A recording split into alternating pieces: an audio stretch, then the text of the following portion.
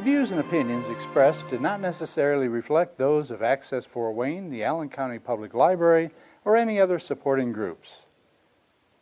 If you'd like to produce a show, call us at 260-421-1250.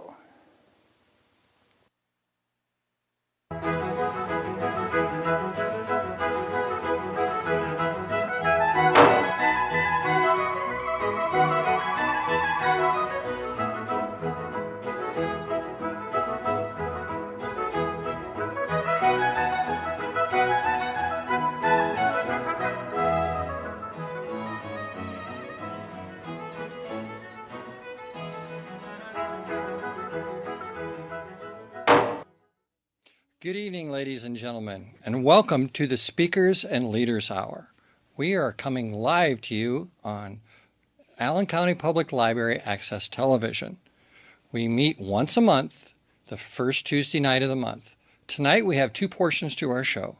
Tonight we'll be talking about parliamentarians and parliamentary procedure, or in another way to say it, how you can properly run a meeting.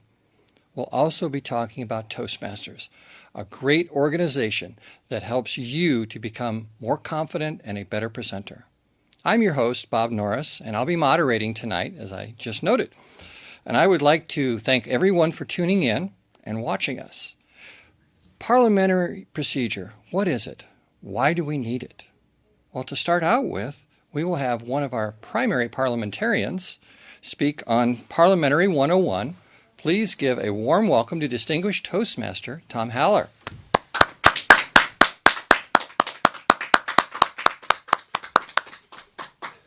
Thank you, Bob.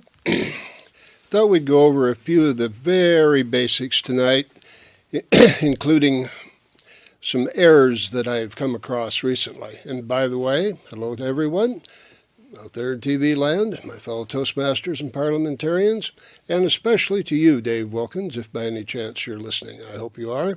Dave has been a bit under the weather, but I believe he's getting better, and as I understood it, he should be back in Fort Wayne now or very shortly. Relative to the parliamentarian issue, if you don't have any bylaws, you need to get yourself some of them. Someone else will speak about them in detail, but if you have a club, you need to have an organization, you need to have rules so you can follow them.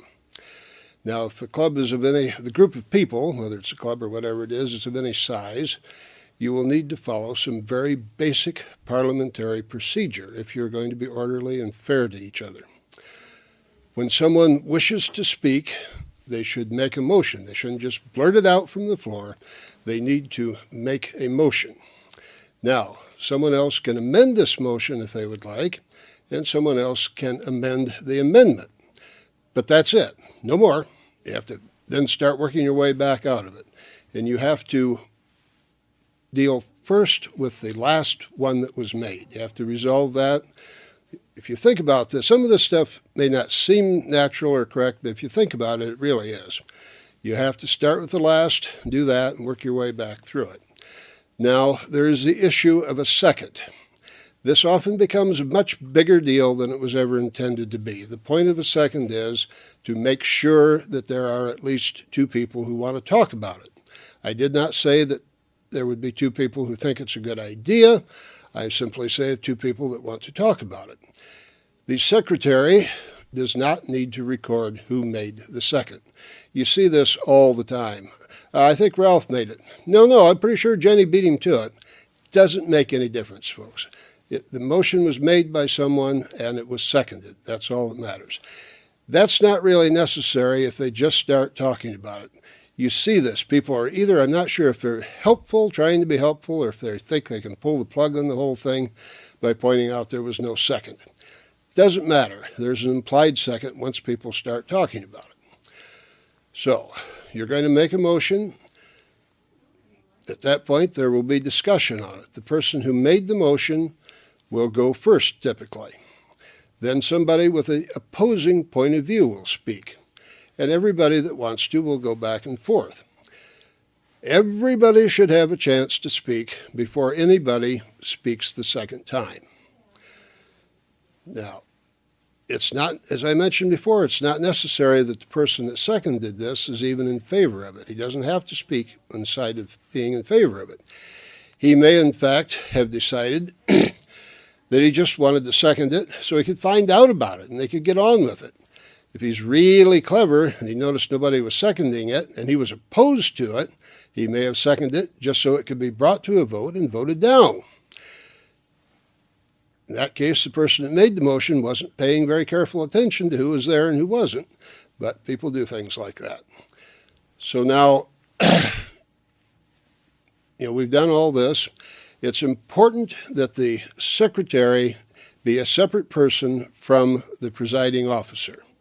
They need to be two separate and distinct people, and the secretary needs to keep track of what's going on. She or he may be called upon to repeat the motion so everybody knows what it is.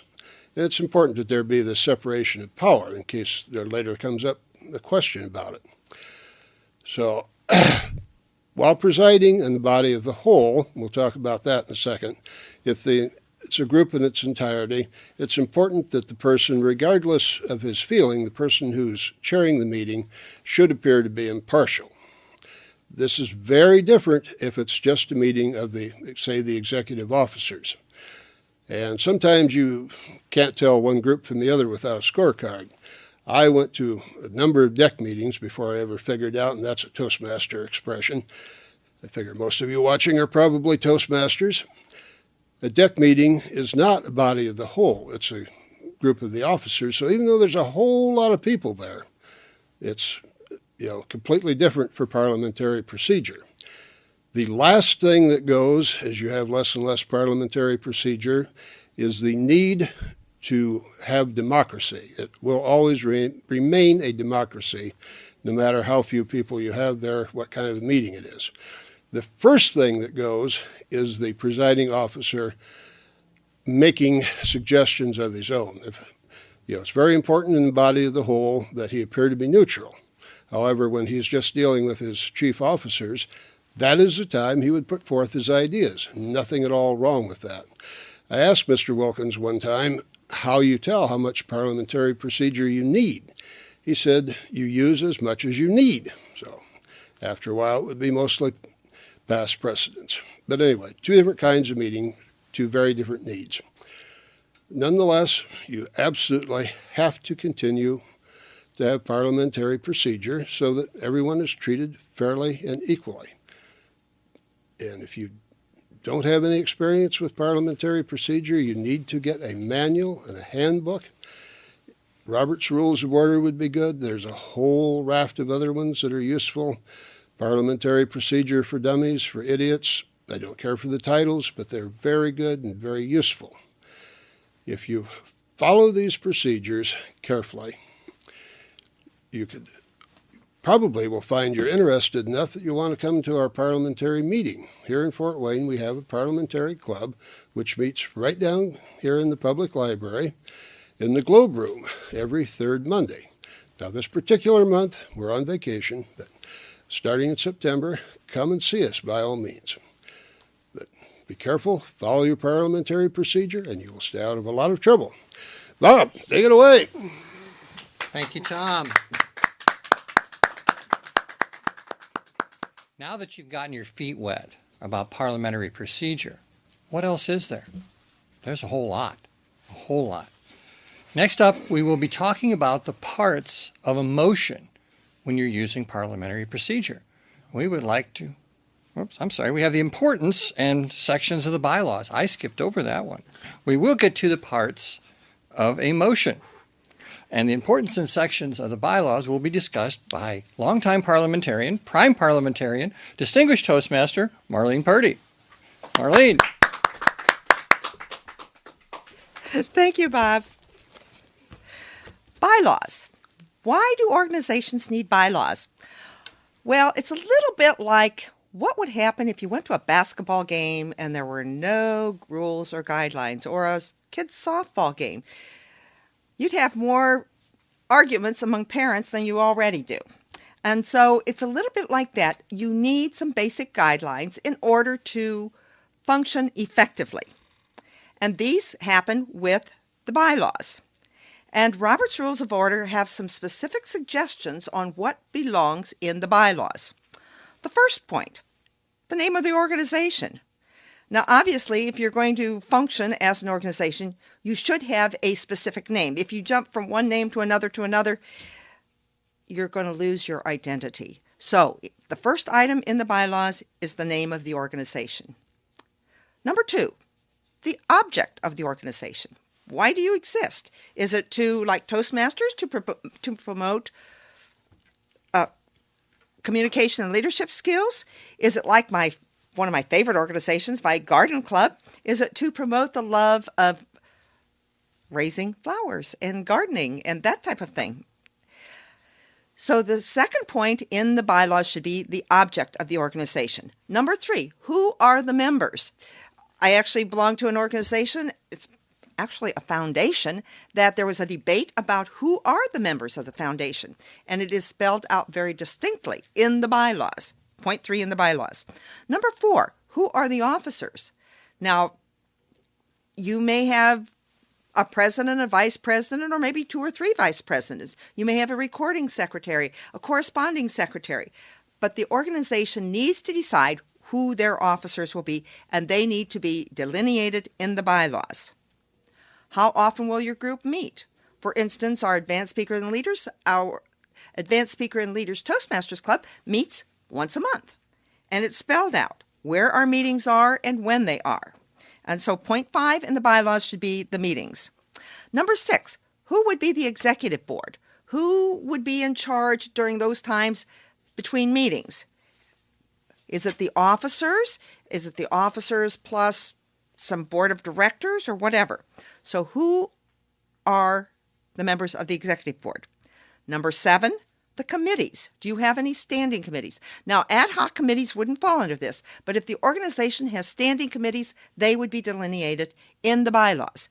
Some organizations have a standing social committee or a ways and means committee or the philanthropic committee. So any committees that are standing committees are delineated in the bylaws.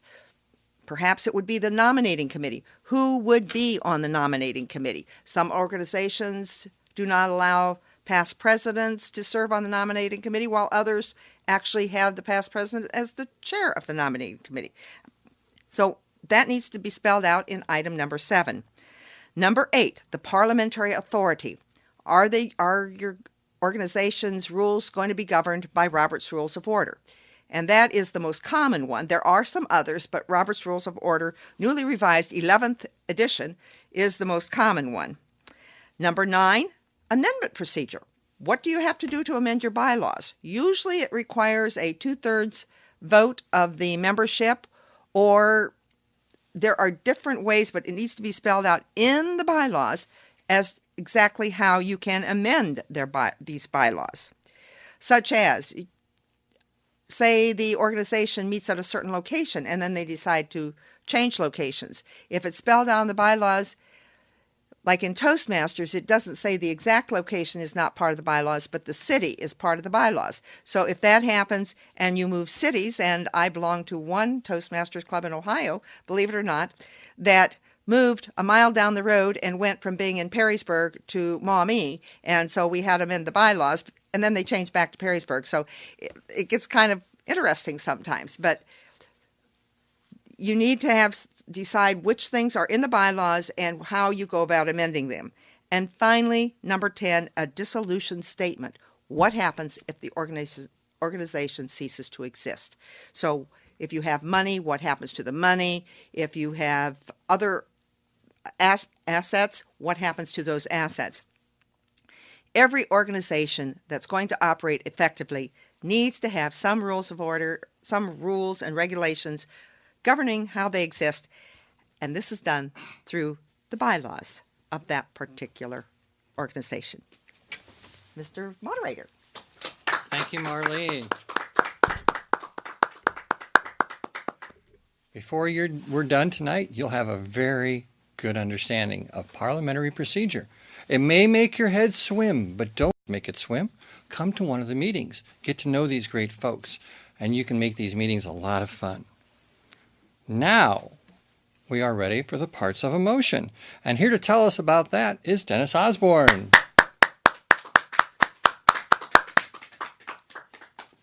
Thank you very much, Bob. Part of my speech was actually covered by Tom, so I will be expanding some parts of my pre-planned speech and winging it at other parts, but it should be fun. There are the number of steps in the motion. Some people say it's 8, some people say it's 6, because the first 2 steps are not really recognized as being steps of the motion, and that is the member will rise and address the chair, and the chair will then recognize that person so that they can address the meeting. But what happens if the chair has a personal vendetta against the person who wants to make the motion and refuses to recognize the person? In this situation, the person that is not being recognized can actually appeal the decision of the chair. Now, you may ask, what decision is being appealed? Because the person hasn't been able to make any kind of motion. The decision he is appealing is the chair's decision not to recognize him. And because the chair has not recognized him and has not given him the floor, he can actually stand up and interrupt a person who is already speaking, because it's a type of motion called a privileged motion, I think. And this here, by appealing the decision of the chair, the person that is not being recognized will force the chairperson to actually explain why he has not been recognized. And then it's up to the body of the club to actually vote whether the chair has made a proper decision or not. Now, if the chair still refuses to recognize the person trying to make the motion, or basically tells them to sit down and shut up, the person trying to make the motion can then actually address the entire audience directly. Because one of the privileges, one of the rights of being a member of the club is the right to make a motion. And that right is being denied by the chair. But let's say that the chair is being nice and actually recognizes the person, which is what normally happens. Then we move on to what is actually considered the first step, or step 3, on the television screen, is that the person makes the motion. As Tom described, then the next step is for the motion to be seconded. I think the seconding of the motion is a vastly important but overlooked way of controlling whether it comes to the floor or not. It could be either nobody seconds it, in that case it dies. Somebody could specifically say seconded and the motion continues, or several people could immediately start discussing it, which is called an implied motion, which means there's enough interest in the motion for it to continue. The next step is that the chair restates the motion. At this point, the motion is taken from the person who made it, and is given, the control of it is given over to the club. At this point, the person who makes the motion cannot suddenly withdraw it without the unanimous the agreement of the club. It now belongs to the club. If the person who made the motion suddenly realizes how stupid it was, it's too late. The next part is that the members now discuss the amendment. Parts are changed, parts are taken out, other parts are added. When the motion is put into the condition that the most people agree on, then it is time to vote on the motion. The chair puts the motion to the club for a yes or no vote.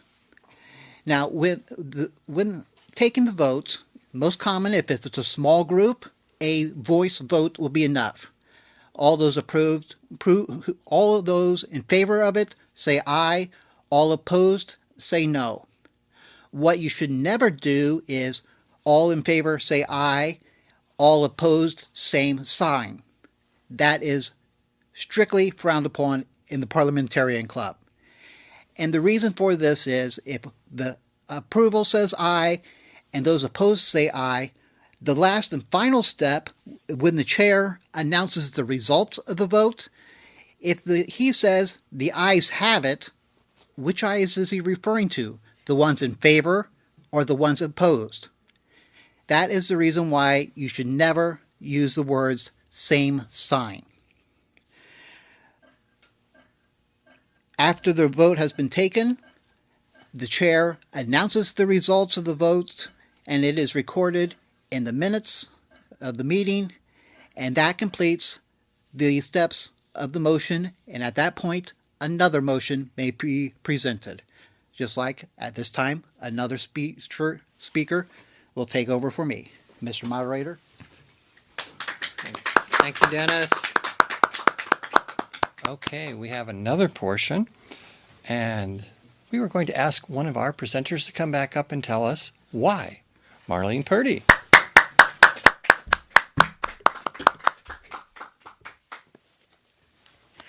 Another important part of a meeting is to have an agenda.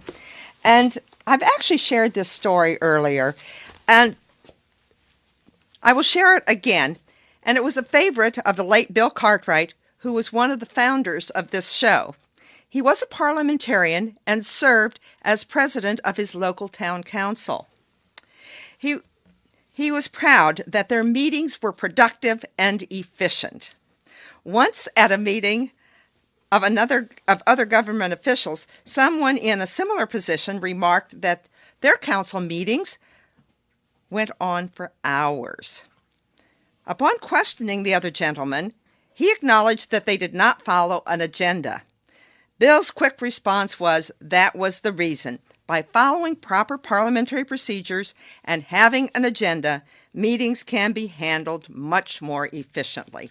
And that has always been a favorite story of mine. And Bill, you are missed on this show. So what actually goes into an agenda? The first part, that's not really part of the agenda, and I always thought it was, but you want to hand me Robert there a second? I reread good old Robert in preparation for being here this evening, and the call to order is not actually part of the agenda, even though many times when I'm making out agendas I include it, but it actually is not officially part of the agenda. The first part of the agenda is the reading and the approval of the minutes. Now, in some organizations, they copy the minutes and hand them out so they don't have to read them. Other organizations actually do read the minutes. I belong to one organization that our meetings, it's a board meeting and it goes on quite a while. I would hate to have to stand up and read the minutes. They are distributed ahead of time so people have a chance to look at them. And again, as Dennis was talking about motions, sometimes everybody thinks you have to have a vote or a motion and a second and a vote on approving the minutes. Not necessary. The reading of the minutes, and the chair will call for corrections. Now, you've many times heard, are there any additions or corrections? Well, believe it or not, additions are corrections. So you don't need to do both. So just ask for corrections, and the chair, if nobody offers any suggestions for corrections to the minutes, the chair can simply say, hearing none, the minutes will stand approved as read or as printed or however. If there are corrections, after all the corrections have been put into the minutes, then the chair can say, are there any more corrections to the minutes?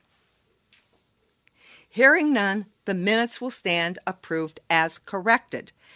Now, one thing you need to do when there are corrections to the minutes, the secretary needs to go back to the old minutes and actually make the corrections in those minutes, and then they are marked as approved. But until those corrections are actually added to the minutes, they're not just, you don't just put it in the next month's minutes that these are the corrections. You actually go back and draw red lines through and make the corrections actually in the minutes.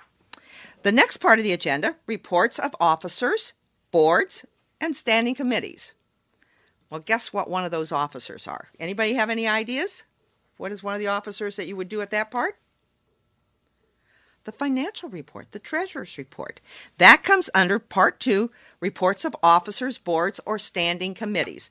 And one thing about the treasurer's report, it is never approved at a meeting. Because how do you know that those, if you don't have the actual receipts and stuff to go through the treasurer's report, how does everybody at that meeting really know it's correct? At the end of the treasurer's report, the chair simply announced the treasurer's report will be filed for audit. And at that time, then they would also have any other officers that have reports or any of the standing committees or boards. Number 3, report of special committees. Now, some organizations do have standing committees. The nominating committee would be one. As I mentioned, the Ways and Means Committee, those would possibly be standing committees. This next one would be special committees. For instance, the committee that's planning the picnic for next month, they would report. That is a special committee that's not normally in operation, but they have a specific project, and when that project's done, they're done. And so that, and the next section would be report of special committee. Number 4, special orders. Now, special orders are things that maybe happened at the last meeting, and they were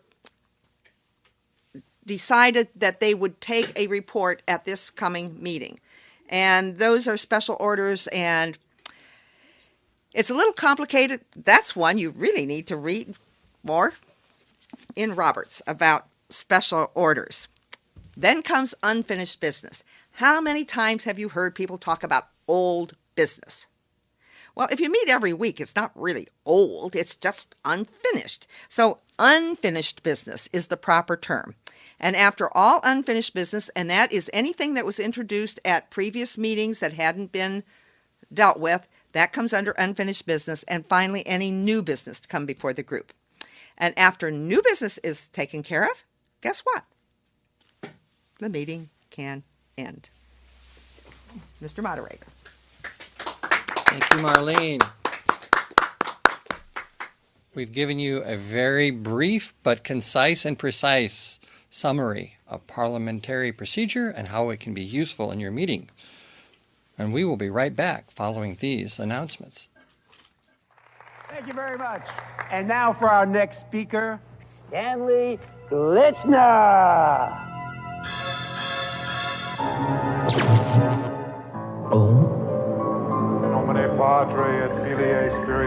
Speaking in public doesn't have to be a death sentence. At Toastmasters, we can help you overcome your fears.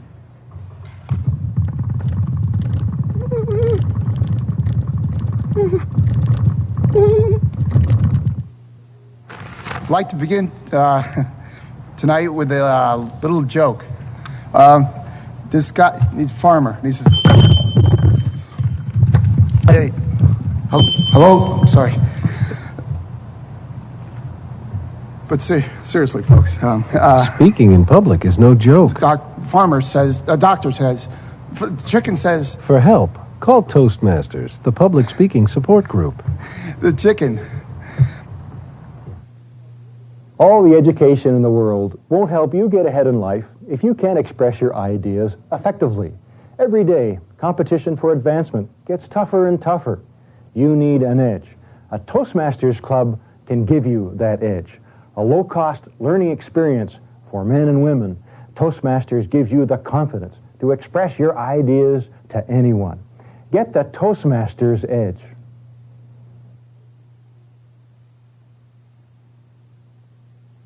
What future do you envision for yourself? What dreams do you have? If you want your dreams to come true, you must have confidence in yourself and your abilities. A Toastmasters Club can help you build that confidence. A low-cost learning experience for men and women. Toastmasters shows you how to express yourself clearly and effectively. Make your dreams a reality. Join a Toastmasters Club.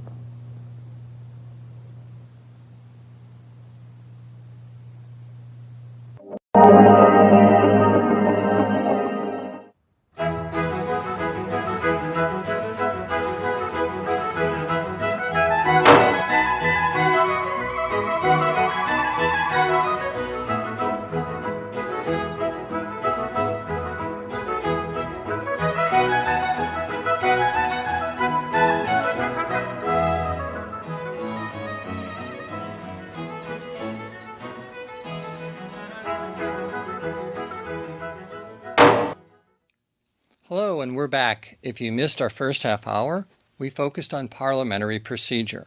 And we are taping live at the Allen County Public Library, Access Television. Our second half hour, we'll be talking about something that everyone can use, Toastmasters. This is not about making toast or making toasters. It is about making yourself better and becoming more confident in front of a group, small group, large group, or you, the folks at home. This is a great opportunity for everyone, regardless of your presentation level, of your experience, because Toastmasters meetings have a great, wonderful mix of people. And here to give us a little bit about Toastmasters, actually Toastmasters 101 is past District 28 Governor, Distinguished Toastmaster, Marlene Purdy. Thank you, Bob. Toastmasters. I'm taking off my parliamentary hat right now, and I'm going to switch to Toastmasters. And you might ask, just what is Toastmasters? He mentioned we don't make toasters. I'm going to read you the mission of Toastmasters International, and perhaps you can figure out exactly what it's all about. Toastmasters International is the leading movement devoted to making effective oral communication a worldwide reality. Through its member clubs, Toastmasters International helps men and women learn the arts of speaking, listening, and thinking. Vital skills that promote self-actualization, enhance leadership potential, foster human understanding, and contribute to the betterment of mankind. It is basic to the mission of Toastmasters International to continually expand its worldwide network of member clubs, thereby offering ever greater numbers of people the opportunity to benefit from its programs. Now that's kind of a lofty goal. And the interesting part is, while it started here in the United States, the greatest expansion of Toastmasters is not in the United States, but is actually, I believe, in the East, in Indonesia, in Japan, in the Philippines, those areas, it's expanding even faster than it is in the United States. In the United States, it's interesting that a lot of the clubs have been organized within industry to help many people who speak English as a second language, to help them improve their communication skills in the English language. I helped found a club up in Detroit before I moved to Indiana, and it was the iTalk Toastmasters, and it was at a corporate club, and most of the members were people who spoke English as a second language. In fact, when I started at the club, I had difficulty understanding many of them. But they soon learned to be able to communicate very, very effectively. And it wasn't just one language that they came to the club with. They had many different languages of the members, many of them who were actually engineers. And so the whole purpose of the club was to help them improve their communication skills within the corporation. And that is very, very common. And so if you belong to, are a member of the staff of one of the local corporations, and you see that communication skills among your employees could be improved, you need to contact us regarding Toastmasters, because that is what we are all about. Now, the Toastmasters actually has two different parts. They have the communication part and the leadership part. The communication part is one where you start out with different communication skills, and each project within the manual, you have a manual, each project within the manual builds on the ones before it. And each one has some suggestions of how you approach the project. For instance, the first one is a fun one, and I did one last night in this one because I am doing the basic manual. I believe even though I've gone through all the manuals, I'm do the basic one, at least try to do one a year, only because I think it helps me hone my skills on the basics. It's a little bit like, well, we've got the Olympics going on. How do you think the Olympians got to where they are? They don't just give up practicing the basics. They practice the basics over and over and over. I always like to use the figure skating one. Many of them will practice the figure eights over and over just to hone their skills. Well, or maybe a concert pianist. They will still practice the scales, practice arpeggios, that kind of thing. So they basically do the skills. And so that's why I try to go over the basic skills through the icebreaker, which is the first one where you talk about yourself. Second one, organize your speech. What kind of order do you put in that speech? The third one is, where's the page here? Get to the point. How to get to where you're going. In other words, get from point A to point B without meandering all over the place.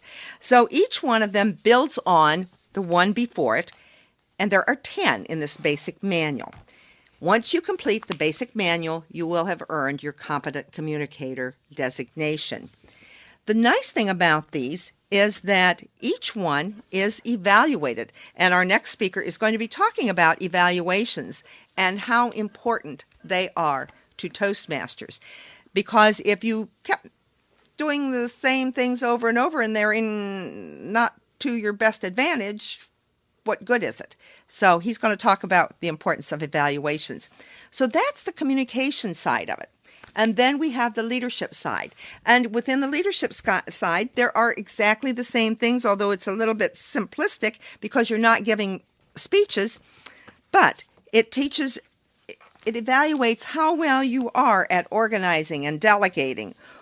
And there are certain projects that you can fulfill these requirements. Another one is planning and implementation. How well are you at planning activities or events? And you are evaluated on those. So that is part of the Competent Leadership Manual. And once you complete this one, you would get your Competent Leadership designation. After you do the competent points, you go on to the advanced, and there are levels of advanced until the final one is the Distinguished Toastmaster designation. And within each club, members are at different levels in all these things. And so that gives you a little bit about what we do at the meetings. Another nice thing about Toastmasters, you get the Toastmaster magazine each month, and it has lots of suggestions for improving your communication and leadership skills. So, my response to you is, if you think you could get ahead better in your job, or if you have employees that you think could benefit from improving their communication and leadership skills, send them to Toastmasters. Mr. Moderator. Thank you, Marlene. While learning to be more confident and be a better speaker is essential with Toastmasters, probably even more essential is learning the correct way to give feedback. There is a structure to it. We do not criticize.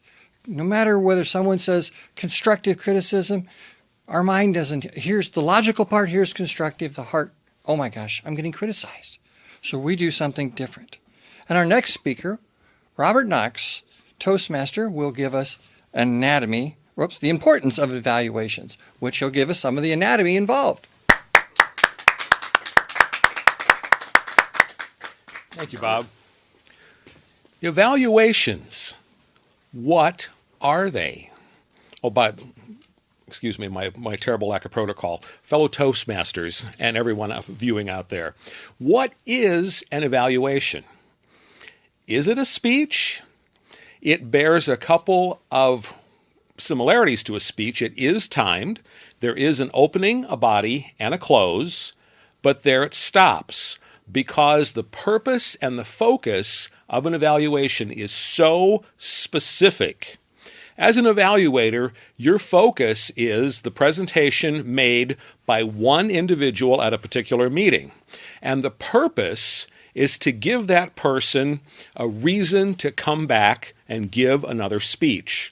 A very famous psychologist, whose name escapes me at the moment, said, "What encouragement doesn't fix, more encouragement will." So a lot of a good evaluation is encouragement, encouragement, encouragement, praise, praise, praise, but not completely. When we talk about giving suggestions for improvement, that's really what we mean. We want the person who gave the presentation to want to improve and to do better. But as Bob said, it is not criticism, it is not constructive criticism, it is not even coaching. That's the new word in corporate speak. You go in for a coaching, and your mind says, and you limp away with a metaphorical sword in your chest, dripping metaphorical blood as you leave. That's not what an evaluation is. An evaluation, first of all, recognizes that somebody gave a speech. They stood up here and faced a group of people and spoke. It has been said that most people would rather be in the coffin than deliver the eulogy. And so you have to give that person recognition for coming up there and sharing. And then, after they've given encouragement and you mention points that they did well, point them out. Their vocabulary, their use of body language, their use of vocal variety. All of those things are important in evaluating a speech. Then you come down to what they could do to improve. And some of that might be, your vocal variety was really good, but you could actually take it up another notch or two. Push the limit and see what happens. And you always, always, always say, I enjoyed hearing your speech, and I look forward to hearing another. Now, what about when someone has been a Toastmaster for a while, and they have given many, many, many speeches, like Tom and Marlene? I always enjoy hearing them speak so much. What do you do? How do you give them what is their just due, a way to improve? I tell you, sometimes it's kind of hard with those two. But nonetheless, they have given so many speeches, you're actually evaluating not only what they're doing now, but in a sense, the body of work that they have done. You are recognizing the achievement of those many, many, many speeches that they've given. And they can take a little harsher suggestion than someone who's brand new. Someone who has just their first couple times at the lectern, and they're gripping the lectern and they're sweating bullets and they're really nervous. You don't want to give them the same kind of evaluation that you would give Tom or Marlene. For one thing, they're not going to hear it. It's probably going to go right over their head. They're going to head for the door, gushing metaphorical blood, and never want to come back. And you want people to come back. You want people to hunger for that. You did this and this and this and this really well. Great improvement over last time. I can't wait to hear your next speech. And that's what it's like when you get a good evaluation in Toastmasters. You take that in, you stand a little straighter, a little broader, and you say, yeah, I did that. I did that. I'm almost at my competent communicator. And then you start to hear a little more, and you start to ask for a little more. Evaluation. How can I improve? And that's what giving a good Toastmasters evaluation is really all about. Not just learning to speak well, but to evaluate, because you have to listen. You really have to listen, which is one of the foundations of Toastmasters also, to be able to give a good evaluation. Thank you, Bob. Thank you, Robert. Robert nailed it. I remember the first few speeches I got up. I'd had speech classes in college, and I got critiqued, constructive criticism, cut off at the knees. So when I first went up, I wasn't a bad speaker, but I knew I could improve. So I went up and I kind of trembled behind the lectern. When I was done and I got the evaluations, I thought, wow, I really want to come back, because they're really interested in me improving and getting better. What a great atmosphere where these folks not only give these prepared speeches, but they help you to be better prepared the next time you're giving your speeches. I don't know where else you can go and do that, and for a very minimal cost. We have some great local clubs that meet. I am a member of the Bob Lyman Toastmasters Club, and Marlene will tell you about that one because I'm going to tell you about another club I belong to. Yes, I'm crazy. I love Toastmasters. I belong to more than one club. I want to tell you that the other Toastmasters Club is the Smokey Montgomery Club. It meets on the second and fourth Tuesday nights at the hospital off the 102 exit. How many of you know that hospital? Lutheran Hospital. Thank you. Seeing who knows it all. And we're in one of the conference room off of the cafeteria. It's about 6:15 to 8 o'clock. Right now they're having some construction in their lobby area, so it is a little bit of an adventure to get around and find everything. But be stalwart and come see us when you can, especially if you're on the south side of town. And I would like Marlene to come up and tell us about the Bob Lyman Club. Thank you, Bob. Actually, Tom also belongs to the Bob Lyman Club, club number 666. We meet on the second and fourth Mondays at the Northcrest Pizza Hut. We try to get there between 5:30 and 6 o'clock because they have really good food and we like to eat. Those of you who have seen Tom and I both speak, you notice we both like to eat. And so we eat, and at 6:30 promptly the meeting starts, and we're done at 8 o'clock. So join Tom, Bob, and me at Pizza Hut, Northcrest, the second and fourth Mondays, and be there no later than 6:30. Thank you, Marlene. We have one great club that I know of that meets on Thursday evenings. This is called the Anthony Wayne Toastmasters. And I will have our good friend Tom Haller come up and tell us about the Anthony Wayne Toastmasters. Excuse me, before I'm going to interrupt a second. I forgot somebody else that belongs to the Bob Lyman Club. Dennis. Dennis. He also belongs to the Bob Lyman Club, and I apologize, Dennis. I forgot. Now, Tom. Hey, Tom. All right. The Anthony Wayne Club, which, by the way, also this good man belongs to. There are many of us that belong to the Anthony Wayne Club. Not just Robert Knox and myself, but about 27 in a total. We are a large club. Obviously, we meet every Thursday. We meet at the Ivy Tech South Campus, room 1550, right by the main entrance. A very strong, good club. We have all the technical advantages there. We have any kind of technical presentation you might want to put on. We are good to go there. Are you going to have someone else speak on the advanced speakers and leaders? Yeah, Mr. Knox. Okay. On that note, I will return control to Bob. Bob. Thank you, Tom. As you can see, as Toastmasters, we're very involved with Toastmasters. And I will ask Robert Knox to come up and tell us about the Advanced Speakers and Leaders Club. Robert.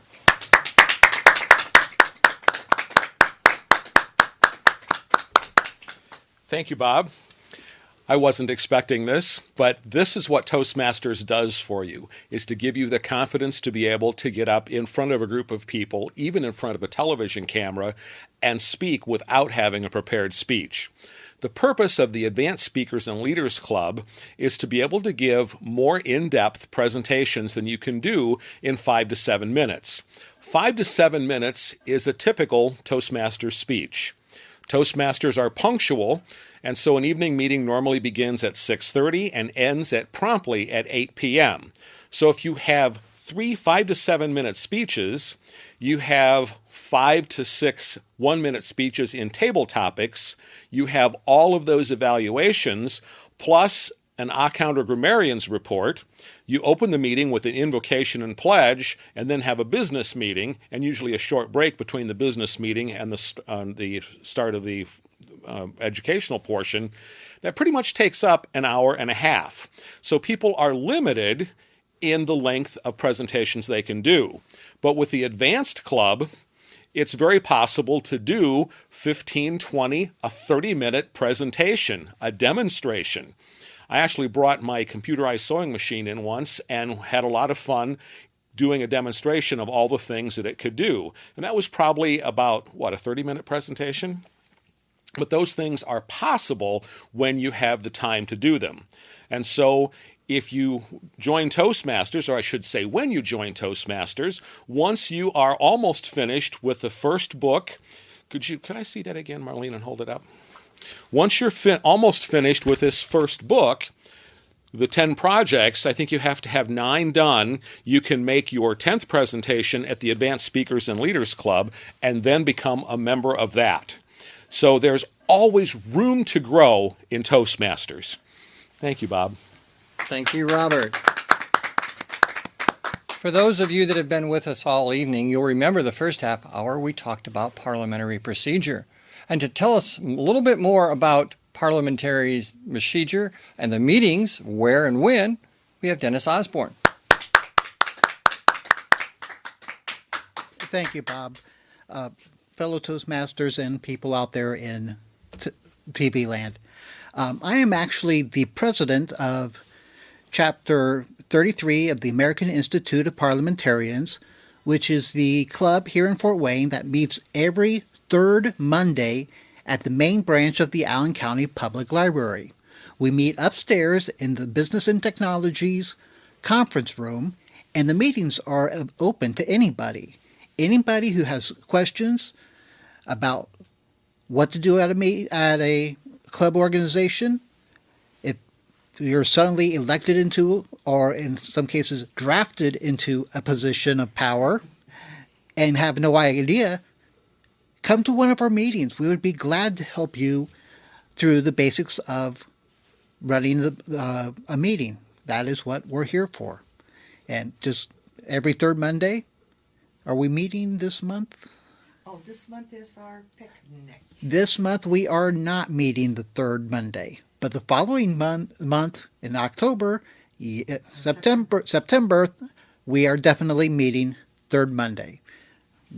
Mr. Moderator? Thank you, Dennis. We will be wrapping up shortly, but before we do, I want to thank those terrific folks behind the scenes that make it possible for us to come to you. On camera, we have Paul Brandt, Bob Hunter. On audio, we have Patty Hunter. We have 2 producers, Dennis Osborn and Elizabeth Lord. So please, folks, give them a round of applause. And we will be back the first Tuesday of September. That's the day after Labor Day, I believe. And the show will be dedicated to all Toastmasters this evening. Why that evening is it Toastmasters? Because we will be honoring the Anthony Wayne Toastmasters on their 65th birthday. Now, they don't look like they need to retire or they need Medicare, any of them. But 65 years of service. Toastmasters is the only organization I know that exists solely to serve you and to serve me. It makes a point of helping people grow. For very low cost per month, you can join, and guess what? We even have fun. We like to make our meetings lively. We like to make our meetings fun. When you do a speech, you're given an outline of what to prepare. You get to pick the material. And we have a great number of people in the clubs that will tell you anything from a history story to how to do your sewing, or what kind of a sewing machine to get when you want to do different kinds of things. Or, as I heard whispered in my ear over here, if you like gardening, Marlene can take your hand and lead you through the process, because she is a master gardener. We always have fun, and we're always there to help each other grow. We're always there to provide encouragement. As Robert was saying, encouragement helps so much more. We realize it's improvement, and we all can use some improvement in whatever public speaking, whether it's one-on-one, a small group, or a large audience that we're talking with and we're sharing with. And guess what? Leaders, whether you agree with them or not, are effective public speakers.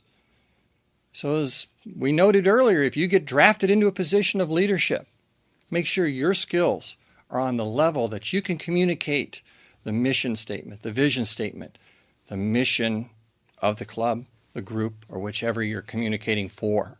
Help yourself to help others. Again, thank you all for being here tonight.